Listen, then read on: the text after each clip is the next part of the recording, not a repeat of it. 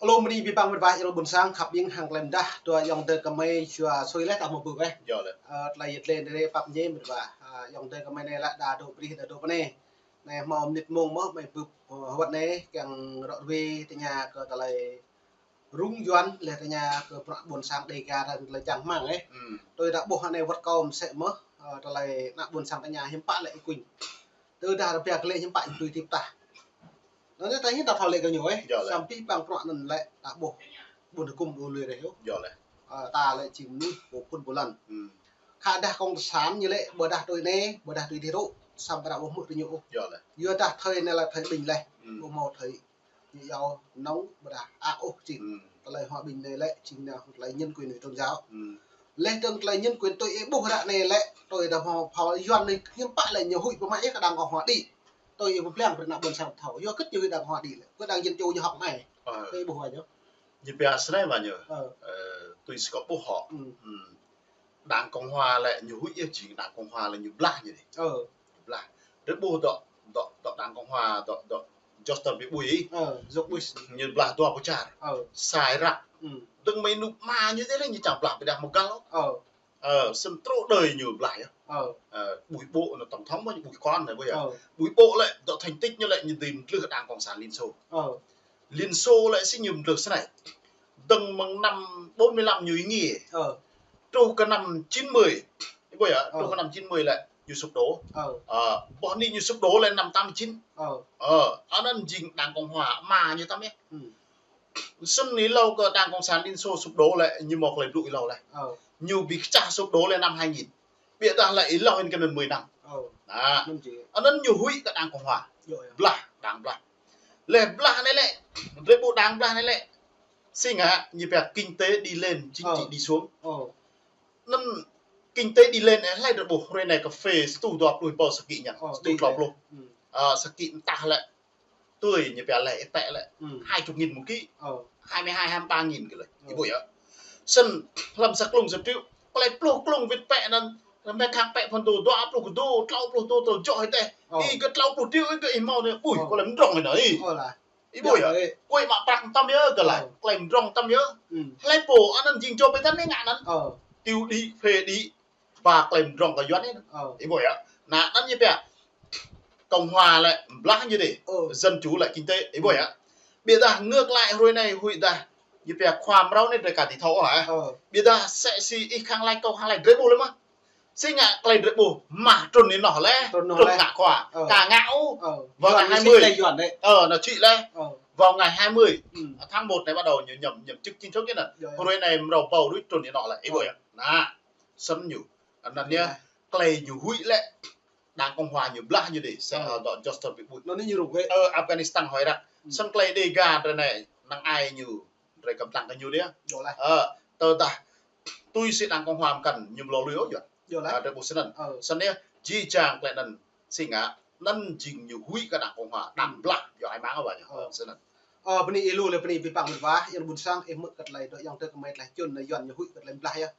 do nó ta đã bố lệ cả đảng cộng sản Hà Nội này lệ thì có nhiều một Trung Quốc ấy tôi tổng thống Donald Trump nhiều đi nhiều tuyên bố lẩu mua xa lệ nhiều càng áp thuế của Trung Quốc cơ hàng hóa tu hàng hóa không bao nhiêu mà hàng hóa nó lại nhiều mạng bản quyền của nước Mỹ lệ xây dựng làm chặt cái nhà phố nên sẽ chặt Mỹ đúng không lệ trong Việt Nam non lệ vật cả liên quan Việt Nam như là dân mạng giá này mặt Trung Quốc này dàn Việt Nam là dàn mặt Trung Quốc do nó như hạn này đã bổ lệ truyền lại có thật ta biết đó là như rúng này và cứ như lệ hợp tác thương mại như lệ và cứ như lệ nâng cao như lệ đó là đối tác bảo đảm an ninh đấy đi là nhiều hẹp nữa xăm bằng chính thức gặp rõ tổng thống đang tham dự bảo đảm do này thì là bước được đại đức trình nhiều sĩ nè trong cái nằm nông nọn này ngoài lễ đích này như body đi mút úp bằng topol bằng mạng rõ như do thương mại với cái phát đồ này do rất nhiều body một lại mạng nôn lại nhiều từ chối 48 kiến nghị 49 kiến nghị mạng nó là luật của luật là tự do thông tin đấy do cất lại kinh tế lại nhà mẫu của tự do thông tin cả kinh tế thông tôi như quảng cáo là tự do thông tin tự do báo chí này nên các là thòng PM nông loại bị bèn nhập chặt này tụ với luật nó là nhiều trước khi cơ như buổi chiều nhau lúc như là luật quyền phụ nữ này, quyền đồng tính này, luật nhiều ớn này, lại cái nồi chẳng cái nồi chỗ cái nồi nữa nghe chỗ nghe chỉ cho mình luật cao ấy, luật cao này, với cái luật này đó ấy mà luật lại như là vì lại không lưu ý tư duy, tư duy là như người dân nhỉ, mạng tư duy đáng nhá, có năng tư duy đáng mặc lên nên nhớ chứ, cứ ta lưu ý tư duy với nạp buôn sang hiếm bạn lại, càng sang chừng lưu robot thì gì, chính như càng nạp buôn sang đầy gà là vật cái dọn cho bom sẽ mất, không thực thi thì cái sang đáng như thế chứ, càng lưu ý tư duy tri thức người dân, cứ càng là đáng nhá.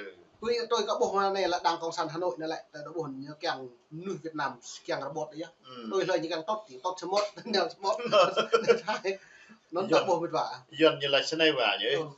sẽ lại thành người robot có tai như điếc, có mắt như mù, có miệng như cầm, Cộng sản chẳng ấy là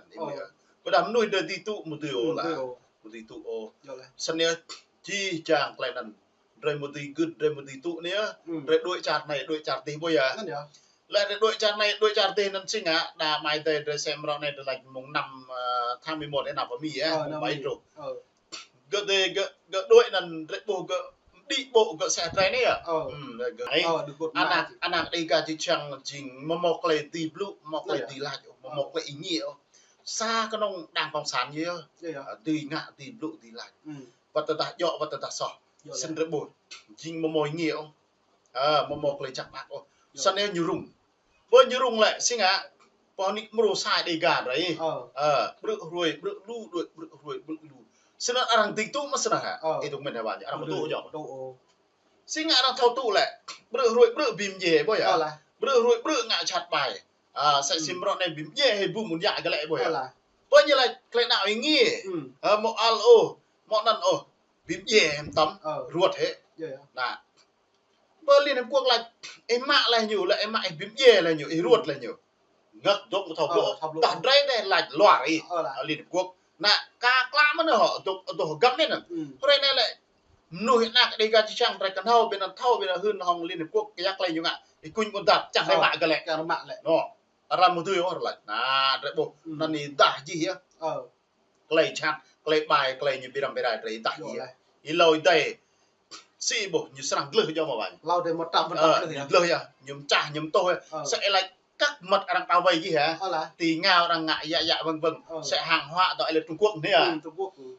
tớ ta đang play hàng Việt Nam xin ngại như ngã như nó mạ hàng Trung Quốc đấy như là hàng như là bà nhập khẩu bà chả mì đấy bây giờ đó là nếu mì một cấp quy chế đó thương mại toàn cầu có nhiều xa đoa lại có do đó sẽ sĩ lịch khuyến nghị ăn bày nhiều tụ nè lui hay 3 điều nè điều đó 117 đó nhiều luật như nè phá hoại chính sách đoàn kết này 117 331 là lợi dụng tự do dân chủ nè là 107 hay 109 hay đó phá hoại đó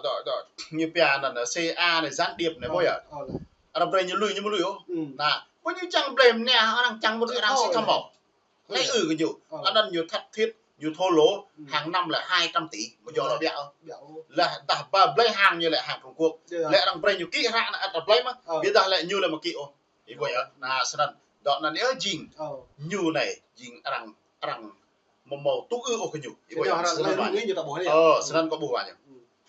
em bố này vì bằng vật vả tôi đã có lăng doan là lại tôi có mượn có lệ tiền ri căn điệu đúng không tôi xem lăng mong điệp nạp cái như lại bằng 2025 2026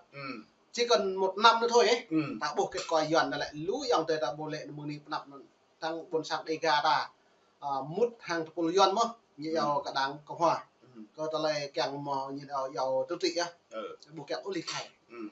nó hàng này cất nạ buồn sang đây cả nó vẫn có po em sẽ mà tại hiểu hồi doan ấy lại càng lịch hải mình hít cả thì càng tư trị đôi nhá xong ta lại tư trị hàng lịch hải nó lại lên tích hung đảm hàng lại tôm vịt hàng nhiều kẹo vịt mà lại từ cái tám mà xong ta lại nó hộp hai ra lắm sẽ thiếu đừng rồi đấy Đảng Cộng sản Việt Nam chắc chắn 100% như trên lệ chứ bây giờ bộ lệ nhá miêu kệ nhiều vì này thậm chí trong là bộ Đảng có nhiều hạn này là bộ màu an toàn được ba lấy sun ngăn cái nhô này lấy bằng phạc cái nhô lấy nhẹ khóc cái nhựa phải giặt đoạn này tôi nguyên phú trọng như là nơi đồ tiệp như lệ sẽ đốt lò lấy cả thó nhỉ mình cái tô lâm đấm như cái đốt lò xong đi em bạn tuần này cả gì có tao làm đốt nhá bữa đại nhiều tuần ta cả thầu lắm rồi đặt đốt hay lò nhá lò đốt lò nhá lò giờ nó mất cái mệt lề vậy này mệt vả sắp đáng con sàn hai này pi hẳn như này sẽ đang ria được dọn dẹp con về hết hẳn sử dụng như này nhựa yốt croi như pi này cho nên mệt vả mùng này đợi dòng từ cái mệt là chôn bẹ mầm nít mùng tới mệt về lại chơi new free cọp cái mùng mệt là chôn cật lại đip yuan lewat nak bun sang diga tapo nan nam brungrang nam joglan pi pang prop thao chang mang pien pro mai rewe na lek baju mai lek yang imu tom klom pri pien lang lai mit le này wat thao tin kan se ma ni bun sang kapien là chắc luôn